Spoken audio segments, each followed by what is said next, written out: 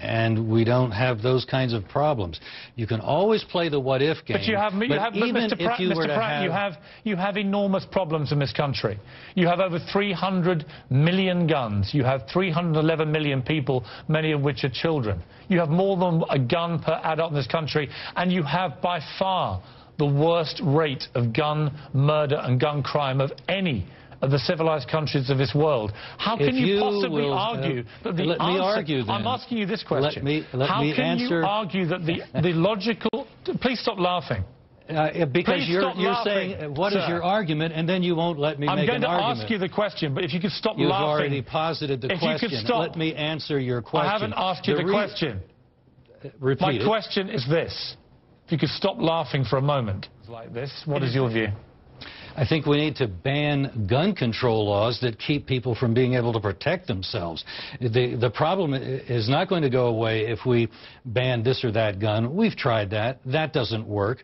Doesn't even work in England. You've had mass murders there. All over Europe there have been mass murders. The solution is for people to be able to defend themselves at the point of the crime and not wait for 20 minutes for the police to come after everybody's dead. Mr. Pratt, was an absolute lie.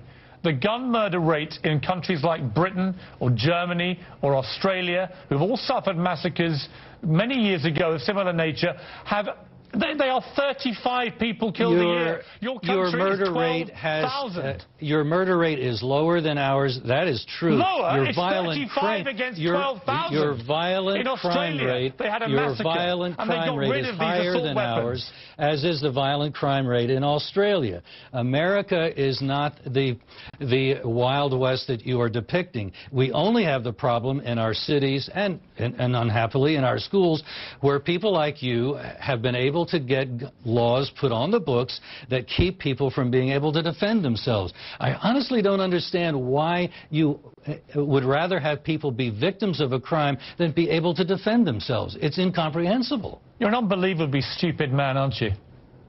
It seems to me that you're morally obtuse. You seem to prefer being a victim to being able to prevail over the criminal element. And I don't know why you want to be the criminal's friend. What a ridiculous argument. You have absolutely no coherent argument whatsoever. You don't give a damn, do you, about the gun murder rate in America? You don't actually care. All you care about to me that is the facts right don't for bother any you, do they, Mr. Morgan? You would like to see... Facts don't seem to... They bounce right off of your head. Let's deal with some facts. You're speaking oblivious to what we do know, is that when you go to an area in the United States where guns are freely available, readily able to be carried legally, there you find our lowest murder rates, lower than the murder rates in Europe.